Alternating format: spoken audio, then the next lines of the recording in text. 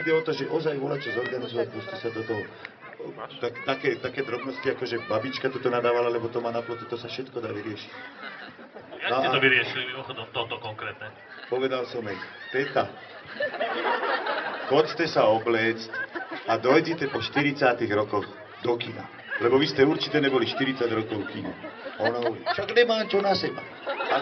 Ale už bola dobrúčka, prehodili sme to na srandu. Tuto zase prišli vedúce z učňovského strediska, že toto tu nemôže byť, že to je ich pozemok. Ja som im na to povedal, ja som šťastný, že to je váš pozemok, lebo som si myslel, že aj to ste predali Talianovi.